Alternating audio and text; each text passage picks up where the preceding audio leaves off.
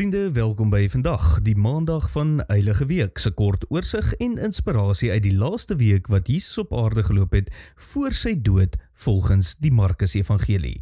Ons gaan vandag by 'n klompie tekste stilstaan, hoofsaaklik Markus 11 vers 12 tot 19. Ons gaan so vinnig verwys ook na Jeremia 7 en 26. Vandag se tema dan 'n vye boom sterf tragies, die boksvalshede op ons lewensrakke. Net gou 'n vinnige gedagte. Markus werk gereeld in wat ons noem met verskillende rame binne in sy evangelie. Hy sal byvoorbeeld 'n storie begin, kom ons noem dit A1, en dan hierdie storie stop en 'n nuwe storie begin, kom ons noem dit B, en dit weer stop en dan terugkeer na die eerste storie A1 toe, maar in 'n totale nuwe vorm wat dan bekend staan as A2. Jy het dus A1 en B nodig om A2 te verstaan. Ek hoop jy volg my.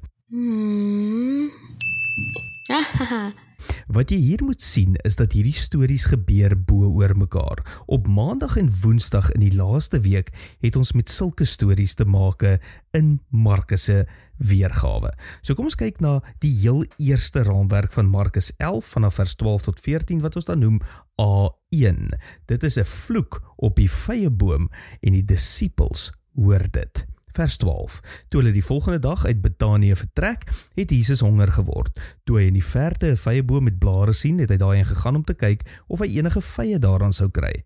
Maar toe hy by die boom kom, kry hy niks meer as blare nie, omdat dit nog te vroeg in die seisoen vir vye was. Hy sê toe vir die boom, mag niemand ooit weer 'n vrug van jou eet nie. Sy disippels het natuurlik gehoor wat hy gesê het. Dan beweeg Markus in 'n volgende raam in vanaf vers 15 in hoofstuk 11, en dit noem ons dan die raam B. Jesus gooi die tafels om in die tempel. Hulle kom toe in Jerusalem. Jesus het die tempelterrein binne gegaan en die handelaars en hulle kliënte begin uitjaag. Hy het die tafels van die geldwisselaars en die stalletjies van die duiweverkopers omgegooi en gekeer dat iemand 'n voorwerp oor die tempelarea ronddra. Hy onderrig hulle toe: staan daar nie in die skrif geskryf nie, my tempel sal 'n huis van gebed wees vir al die nasies, maar julle het daarvan 'n rowersnes gemaak. Die priesterhoofde en skrifkenners het hiervan gehoor en allerhande planne begin oorweeg om Jesus uit die weg te ruim. Hulle was immers bang vir hom en moes daarmee rekening hou dat die massa gaande was oor sy lering. Teen die aand het Jesus en sy disippels die stad verlaat.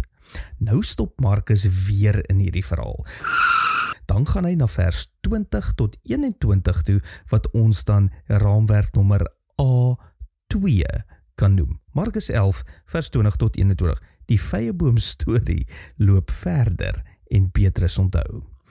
Toe hulle die volgende oggend by die vye boom verbygaan wat Jesus vervloek het, sien hulle dat dit tot in sy wortels verskrompel het.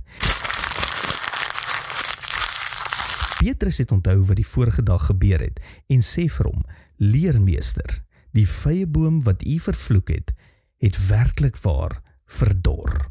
OK. Markus wil dus sê, ons moet hierdie twee stories saam verstaan, sodat dit wat met die vye boom en dit wat in die tempel gebeur het, mekaar interpreteer. Maandag, eerste ding is Jesus en sy disippels weer op pad na Jerusalem nadat hulle die aand in Betanië oorgebly het, net buite die stad. Hulle wil vye eet van 'n boom, maar daar is niks en hy vervloek die boom. Die interessante ding is dat die seisoen nie reg was vir vye nie en Jesus het dit natuurlik geweet. So ons moet hierdie deel metafories lees.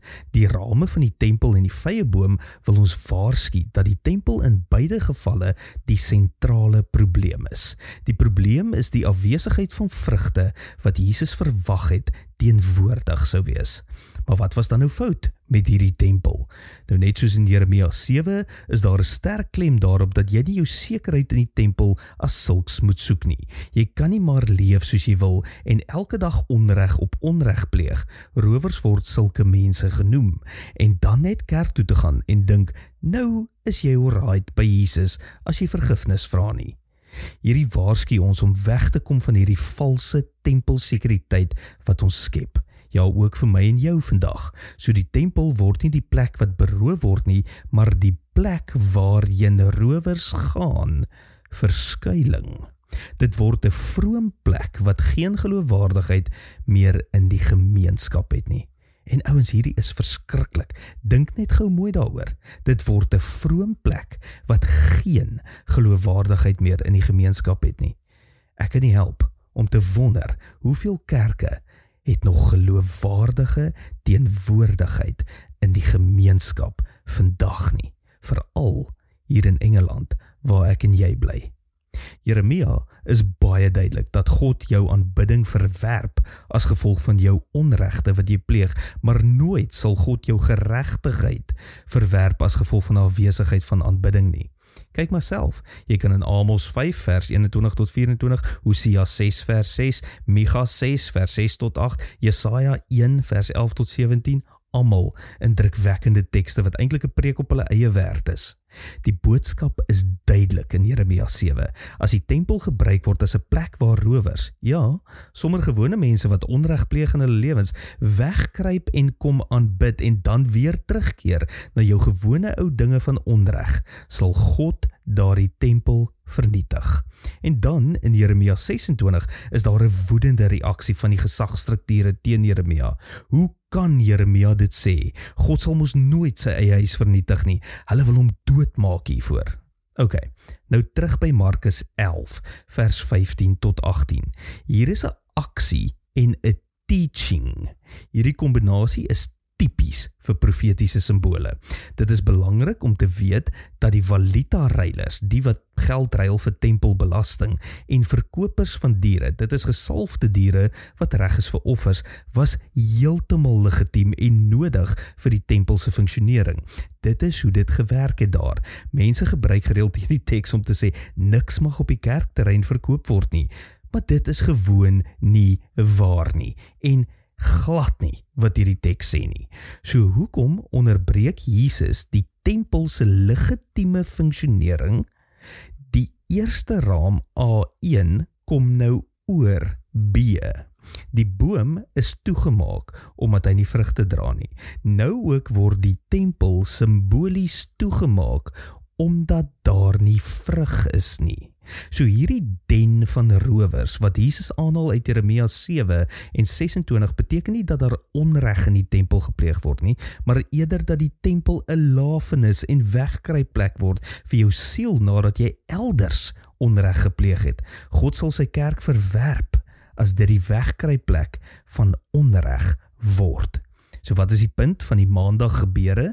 Jesus verkondig die reeds teenwoordige koninkryk van God teenoor beide die reeds teenwoordige Romeinse imperiale mag en die reeds teenwoordige Joodse hoë priesterlike sameswering. Jerusalem moet teruggevat word deur 'n liefdevolle Messias eerder as 'n gewelddadige revolusie en die tempelritueel moet geregtigheid bekragtig eerder as 'n verskoning weg van dit af. Jesus is teen 'n gewelddadige sisteem van dominansie, Rome en enige sameswering, die tempel met dit. Jesus staan saam met Sagaria teen die imperiale intog en mag. Dit is wat ons gister geluister het na wat op Sondag gebeur het. En hy staan saam met Jeremia teen die tempelse sameswering met ongeregtigheid. Hy staan ook teen die tipe Christendom wat deur die eeue gebruik is om imperiale geweld en ongeregtigheid te ondersteun. Hoe lyk jou tempel vandag? Wat gaan daaraan? Ja, van jou belasting tot by jou vriendskap en jou ouerskap en hoe jy tussen vreemdelinge beweeg. Speel jy wegkruipertjie hier in die kerk?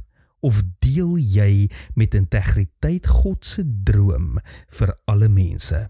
Die goeie nuus wat die wêreld verander, oor en oor en oor. Wat beteken hierdie teks vir jou daaglikse lewe saam met Jesus?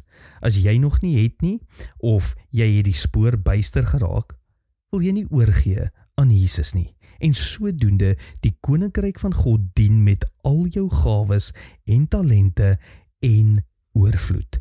Want hierdie wêreld het jou nou nodig, net daar waar jy bly, daar waar jy werk en daar waar jy speel. Nou ja, Môre gesels ons verder oor wat op Dinsdag gebeur het in Jesus laaste week voordat hy gekruisig is. Tot dan, sterk staan, byt vas en hou aan saam met Jesus stap hierdie week. Mooi loop.